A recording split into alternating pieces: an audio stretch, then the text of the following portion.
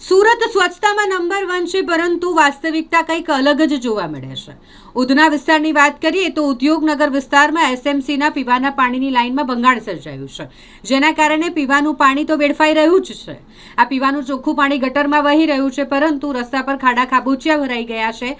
ગંદકી ચારે તરફ આ પીવાના પાણીની લાઇનમાં લીકેજના કારણે સર્જાઈ છે. અહીં છેલ્લા 10-15 દિવસથી સતત હજારો લીટર પાણી રસ્તા પર વેડફાઈ રહ્યું છે. આ પાણી ફક્ત વેડફાઈ નથી રહ્યું, પરંતુ ગંદકી પણ કરી રહ્યું છે. જ્યારે કોર્પોરેશનમાં આ મામલે રજૂઆત કરવામાં આવે છે, ત્યારે અધિકારીઓ અને કર્મચારીઓ મુલાકાત લે છે, ફોટા પાડે છે, નિરીક્ષણ કરે છે અને જતા રહે છે, પરંતુ આ મામલે કોઈ કામગીરી નથી કરી રહ્યા, જેને લઈને વિસ્તારના લોકોમાં ભારે રોષ જોવા મળી રહ્યો છે. જો સુરત સ્વચ્છતામાં નંબર 1 હોય તો પછી તમારે ઉદ્યોગનગરની મુલાકાત લેવી પડે અને ત્યાં જોવું પડે કે કઈ રીતે ગંદા પાણીના ખાબોચિયા ભરાયેલા છે, મચ્છરોનો ઉપદ્રવ વધી રહ્યો છે.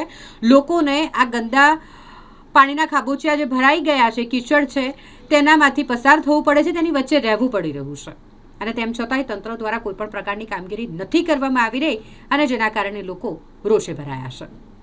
મારું નામ સંદીપ પાઠક છે ને આ કમ્પ્લેનમાં છે આ જ છે કે આજે 15 દિવસથી આ મીઠા પાણીનો વ્યય થાય છે. અહીંયા મીઠા પાણી સવારે 6 વાગ્યાથી 8 વાગ્યાથી આખો હજારો લીટર પાણી રોડ પર બગડે છે.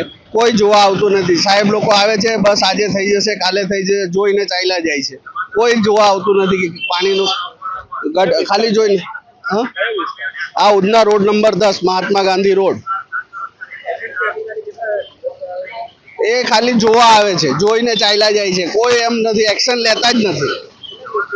આ 15 દિવસથી પાણી જાય છે, 10 થી 15 દિવસથી હજારો લીટર પાણી જાય છે. મીઠા પીવા લાયક પાણી છે, એ બી કોઈ આવતું નથી, જોવા બી નથી. ખાલી આવે, જોઈને ફોટો પાડીને ચાલ્યા જાય છે. એમને પૂછો ક્યારે થશે, તે કે આજે થઈ જશે. હા, મચ્છર કેટલા મચ્છર થાય છે. અમે આવવા જવા વાળાને તકલીફ થાય છે. ગાડીઓમાં કાદવ કીચડના લીધે લોકો પડે બી છે. અહીંયા માંગ એ જ છે કે સાહેબ લોકોને વિનંતી છે કે આનું જલ્દી સોલ્યુશન લાવે. હા, આજે જ્યાં જે વિસ્તારમાં પાણી નથી, એ લોકોને પાણીની કિંમત ખબર પડે છે. આપણા ત્યાં પાણી મળે છે, તેનો વ્યય થાય છે, નુકસાન થાય છે. તે જોઈને અમને બી દુઃખ થાય છે કે પીવા લાયક પાણી બગડે છે. અહીંયા હજારો લીટર સવારે 6 થી 8 પાણી ઉભરાય છે અને આખો રોડ જામ થઈ જાય છે પાણીના લીધે.